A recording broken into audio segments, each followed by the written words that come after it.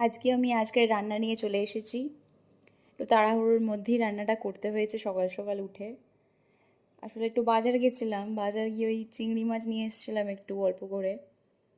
ওই 300 গ্রামের মতো চিংড়ি মাছ নিয়ে এসেছিলাম সকাল সকাল উঠে। তাই একটু তাড়াহুড়োর মধ্যে রান্নাটা সারতে হয়েছে। আসলে বুঝতেই পারছেন সপ্তাহের প্রথম দিন, একটু তাড়াতাড়ি না বেরোলে হয় না। আজকে মানডে, তাই তাড়াহুড়োর মধ্যেই রান্নাটা সেরেছি, সেই জন্য সেরকম কিছু করে উঠতে পারিনি। তো ওই করেছি মুসুর ডাল পেঁয়াজ দিয়ে, আর তার সাথে রেখেছি চিংড়ি মাছ দিয়ে আলু দিয়ে।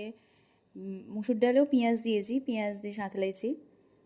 আর তরকারিতে করেছি পেঁয়াজ দিয়ে রসুন দিয়ে আলু দিয়ে চিংড়ি মাছ দিয়ে তরকারি একটা। ভেবেছিলাম একটু বেগুন ভাজা একটু পাঁপড় ভাজা করব, কিন্তু এত তাড়াহুড়োর মধ্যে ছিল হাজব্যান্ড, তাই খেতে দিয়ে দিয়েছি। সেটা আর করে ওঠা হয়নি। তো দেখি, কালকে তো নববর্ষ আছে। কালকে যদি কিছু কালকে তো নববর্ষ আছে, যদি কিছু স্পেশাল বানাতে পারি সেটাই আশায় আছি। তো আজকে তো সেরমভাবে কিছু বানাতে পারলাম না। কালকে যদি কিছু স্পেশাল বানাই নিশ্চয়ই আপলোড করব। আপনারা একটু ভালোবাসা দেবেন, একটু লাইক করে যাবেন। Thank you.